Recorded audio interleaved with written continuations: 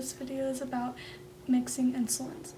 When you receive the doctor's order, you would want to verify the types of insulins that you are going to give the patient, the amount of insulin you're going to give the patient, the frequency of how often do you give the insulin to your patient, and the insulin protocols. So like the sliding scale according to the blood glucose levels and everything. And you want to check the order 3 times before you get the medication. You want to check it when you're withdrawing the medication from storage. You want to check it when you're preparing the medication. And right before you give it to the patient is going to be the last time you want to check it. Okay. And so here I have a demi-dose of regular insulin and then a demi-dose of the NPH insulin, and we are going to be mixing these two today. We're going to use 4 units of regular insulin and 2 units of the NPH.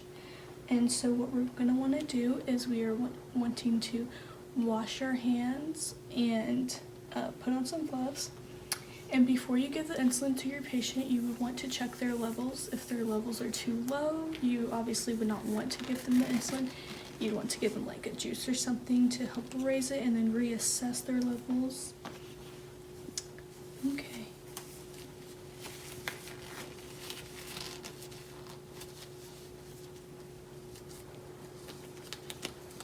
And here I have a 0.5 milliliter insulin syringe, and it goes up to 50 units. And so what we're going to want to do first is we are wanting to clean the tops of the vials with an alcohol swab.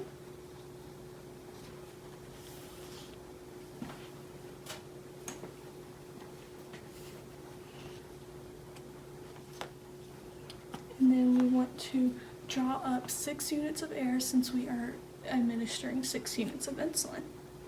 So draw up 6 units of air, and then you want to take the NPH insulin and inject 2 units of air into there. And with your remaining 4 units of air, you want to inject into the regular insulin.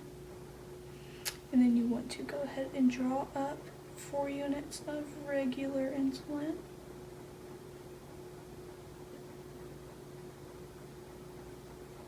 Okay. And then you want to go ahead and draw up 2 units of the NPH insulin.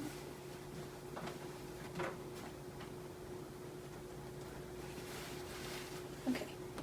And then once you draw up all 6 units of insulin before administering it to the patient, you want to have at least one other nurse sign off and say that you have the correct amount.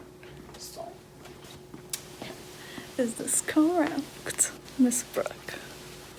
Mm-hmm. Okay. And then, so this is a sub-Q injection, so you're going to use an insulin needle.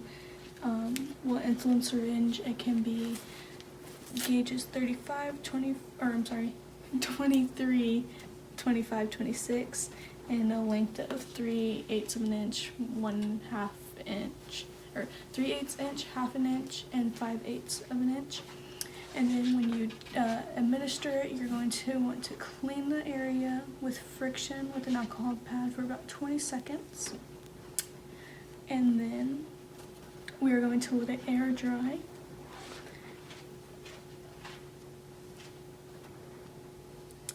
And once it is air dried, you're going to want to grab the skin with the 1-inch fat fold, and we're going to use a dart-like motion to inject the medicine.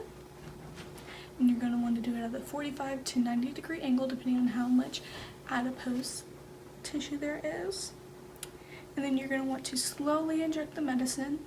However, I'm not going to inject the medicine into this practice thing, the practice tissue, and so then you want to remove the needle, and we're not going to massage the injection site. And then you want to make sure you document everything, like the amount of insulin, the time, and the needle size and everything. And you want to also come back and assess your patient for signs and symptoms of hypoglycemia afterwards. Thank you.